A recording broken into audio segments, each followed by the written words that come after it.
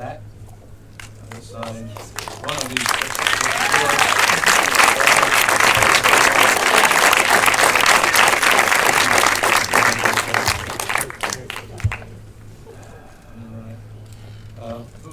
There you go. All right. Don't worry about which bill you're holding. Oh yeah, Josh, get in there. Let's do this. And one, let me actually double check which is. Who wants this?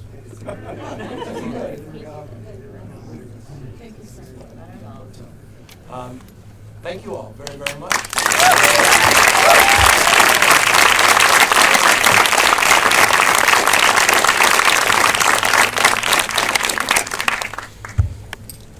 Good job. Good job. Thank you for attending today's bill signing ceremony. Please immediately exit the planetarium for a reception and photos. Media, please remain in place for the gag.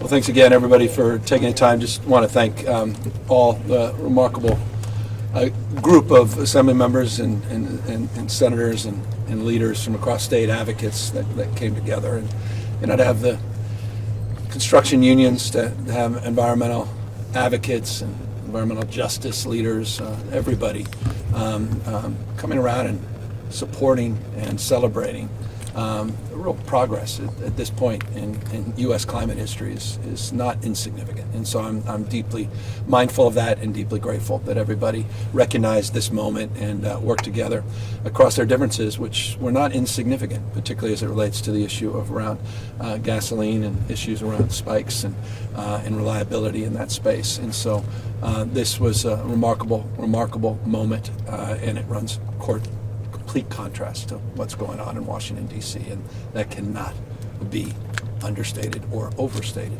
either. With that, happy to answer any questions. Governor, what's the argument for keeping high-speed rail a top recipient of GGRF funding through this? Because we're on the other side. We're actually laying track. We're on the other side of all the environmental concerns. We're on the other side of all of the acquisitions. For years and years and years, 2,270, it's an actual number, 2,270 parcels had to be procured. Each one of those had a unique dynamic, a unique interest, litigation, lawfare, years and years and years to work through and to find and strike the right price and to find common ground. 2,270,000 utility projects were completed. We have structures 50 large-scale structures that have been completely done, not just designed. All the environmental work is now complete, north and south, and the track is now about to be laid. And this is the part that we've been waiting for years and years and years. And to abandon it at this point would be absurd. And so the opportunity with this cap and trade to set aside that $1 billion, it's an actual numeric, not a percentage, gives the high-speed rail system the ability to do a lot of creative work in terms of financing and finding the private sector to support this project, which is supporting thousands and thousands of jobs. And unlike the President of the United States, and unlike his administration that does not care about rural Americans, he uses rural Americans and over and over and over and over again betrays rural Americans in terms of his policies, we have their backs. Biggest beneficiaries, the first phase of the high-speed rail, are people that predominantly supported Donald Trump. But we don't play politics. We do what's right for working folks.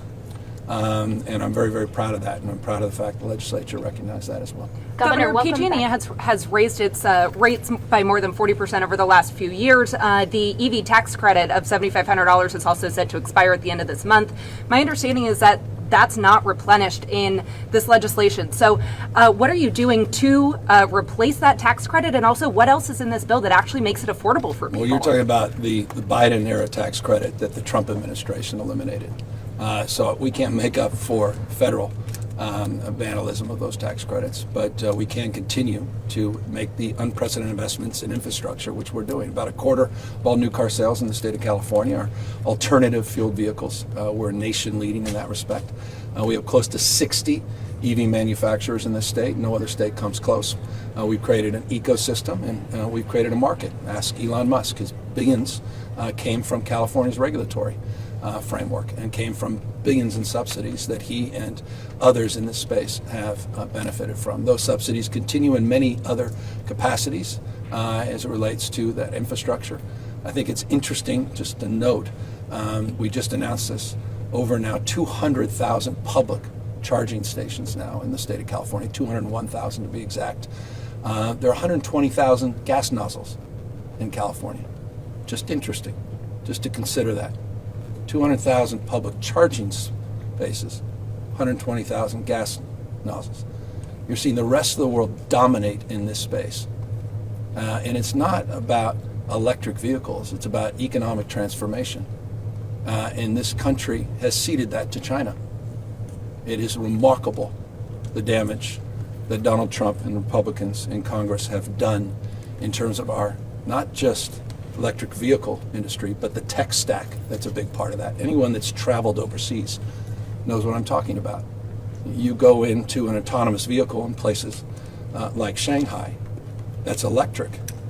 It picks up everything that's on your phone and provides you the ability not only to direct where the vehicle is going, but to direct your reservations for the night, to listen to your playlist, to have a treasure trove of opportunities as it relates to that tech stack in terms of making your life more efficient and more affordable. And we've seeded that. GM sold us out. Mary Barra sold us out, eliminating Ronald Reagan's work, eliminating the progress we made under the California Air Resources Board in 1967, where we began the process of regulating tailpipe emissions. The Republicans rolled that back this year, Donald Trump's leadership, but the American automobile manufacturers allowed that to happen. GM led that effort. And so California will continue to compete, will continue to make the case to be more competitive globally, not just across the United States. And there are billions and billions of dollars through 2045 in the cap and trade program that continue to make those infrastructure investments, but not the direct subsidies that we cannot make up for that were eliminated under the federal program. Governor, welcome back to San Francisco. Pivoting a little bit here, can you respond to some of the excerpts that have come out of the former vice president's book so far, including an excerpt recently this week that you didn't text her back after the president bowed out of the race, like some other accusations in the book? Well, I don't know about accusations. I don't know if it's even an accusation. Having been engaged very directly with the vice president this last few weeks, as you know, on some high-profile issues that are important. But no, I haven't read it, and so it's hard to even opine about context and to even reflect on anything that's in the book. Did you call her back after the after the president bowed out of the race? Did you claim he this is such a trivial. Doesn't even go into describing how inconsequential my comments are about to be. You want to waste your time with this? We'll do it. I was up there hiking. There was an unknown number. Checked the unknown number. Meanwhile, I was on text change trying to get in touch with the Biden administration because I was completely surprised that the president dropped out. And as you know, I was a surrogate and I was out on the campaign trail. And so I was trying to figure out what just happened. And then when I checked the unknown number, and that was Kamala, said, "Hey, hiking, we'll call you back." That exact same moment, was working with my team to put out a statement to endorse her. I assume that's in the book as well, that hours later, the endorsement came out. So beyond that, pretty well established, including an event in San Francisco we did at the Fairmont for a few weeks later. What happened after that? Governor, would be remiss to not ask about Prop 50. Senator Padilla and Representative Lofgren just introduced a bill in Congress to ban mid-decade redistricting. I'm told that they are making an outreach with Congressman Kiley about possibly teaming up and making it a bipartisan effort. Is that something that you would support, especially as Missouri's moving forward? Let's do it. And also, New York Times is reporting that you got a $10 million donation in your campaign for Yes on 50, about $70 million raised so far. Can you confirm deadline tomorrow? Well, we've raised an extraordinary amount of money because the awareness on this is not just across the state of California, but there's awareness all across this country. We've received over $20 million in small dollar contributions, which is extraordinary, from all 50 states. It's unprecedented in terms of a statewide ballot initiative to receive that kind of small dollar support, and getting large-scale contributions from people that recognize what's at stake, recognize that our democracy is at stake, recognize that every day we are dealing with unprecedented assaults on free speech, liberties, freedoms, the rule of law, and recognize that increasingly the rule of law is being replaced with the rule of dawn. That these co-equal branches of government are no longer co-equal. The supine nature of Congress, increasingly the United States Supreme Court, is of outsized concern to people, and I think that's represented in this unprecedented campaign and the support we've received over the course of just a few weeks, 5-6 weeks, and my confidence that if we do our job and take nothing for granted, that we will send a powerful message back to this administration, not just a rhetorical one, but a meaningful and substantive one. And we'll fight fire with fire, and Californians have that ability and authority, formal and moral, to push back against this administration. I'm very proud of the effort.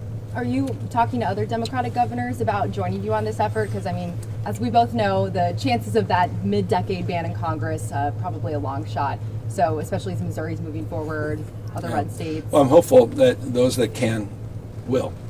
And we've all had those conversations, and everybody's got their own unique set of circumstances and issues, and we had our own unique set of circumstances, perhaps some of the most challenging, and we were able to figure out a pathway, and I'm very proud of the legislative leaders that are here. Overwhelming support that required 2/3 of the legislature in both houses, required those maps to go through a process, building consensus with the California congressional delegation, and we're doing something that's unprecedented in U.S. history. We're asking the voters to decide. The most transparent and democratic redistricting that's ever been done in the United States of America, period, full stop. Unlike what was done in places like Texas, and those maps are probably designed in Mar-a-Lago. Ours are on the ballot, and that starts, the election begins in just a matter of weeks, October 6th, and it ends that first Tuesday in November. And we're confident the voters will do the right thing because I think they recognize the stakes. Governor, can you share Annabelle with your... SFGate. Just a quick question. So this year you have a revised version of an AI regulation bill from Senator Wiener, SB 53. It's back on your desk. Right now it's caught the eyes of Republicans in Congress who are saying they want to reintroduce an AI moratorium. So, I mean, is supporting this bill worth it in your eyes, getting ahead of that potential moratorium? Ted Cruz. California dominates in AI for a reason. We dominate in this space. We don't compete in this space, we dominate in this space. 32 of the top 50 AI companies market cap in the world are here for a reason. We have a regulatory posture that supports risk-taking, but we're trying to balance recklessness. And in that context, this state has led with an executive order that I signed a number of years ago in partnership with the Biden administration as it relates to laying out the architecture of how we find that balance. This legislature has introduced and advanced dozens and dozens of bills over the last 3 sessions that I've had the privilege of signing. And there are many bills beyond just SB 53 that you're referencing that are also on my desk for review. A lot of them were informed by a white paper that was put forward by the godmother of AI, Fei-Fei Li, in partnership with Stanford and UC, MIT and others that looked at California's relationship to the industry and looked at California's leadership in relationship to the industry and the lack of leadership and oversight in the federal government. And a lot of those bills were informed on that basis. And so I'm very pleased and grateful. We worked very collaboratively with those leaders. And all of those bills are being considered on their merits. And I'll be reviewing them over the course of the next few weeks. There are over 800 bills that remain on my desk. Last Governor, question.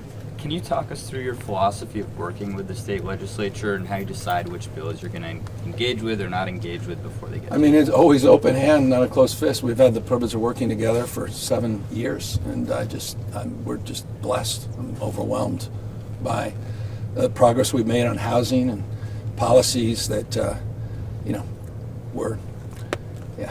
I never imagined we'd get so much done on issues around shifting a policy dynamic to address homelessness, our ability to move on climate, self-evident. So I'm just grateful for the partnership. It's been remarkable, and I hope I have one more bite at the apple, one more at bat, as they say, next year. I hope it continues, but it's been a hell of a 7 years in terms of policy making.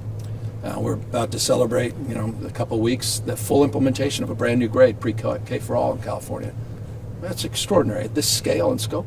After school for all. It was a pipe dream. It was a campaign slogan. There was a few bucks for after school for all. We fully implemented this year, and that's 9 hours of enrichment, summer school and after school for all. Actually achieved that. Community schools, over 2,000 full service community schools. These are things other states dream about. School free meals, the first state to move in that direction. Every child gets a savings account. 1.9 million, 3.4 million, $1.9 billion, 3.4 million students. These are things we did together. That's just in the education space. And I say that because I can go in every category.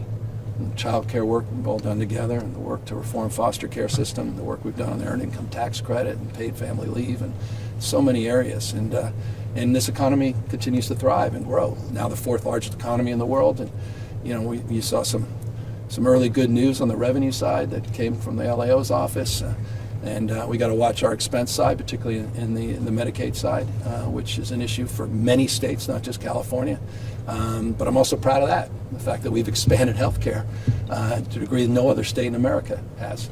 And it's just another example of this partnership. Thank you, everyone. Thanks, everyone. We're out of time. Thank you. Thank you, Governor. Media, please exit behind you. Immediately behind you, please use that door.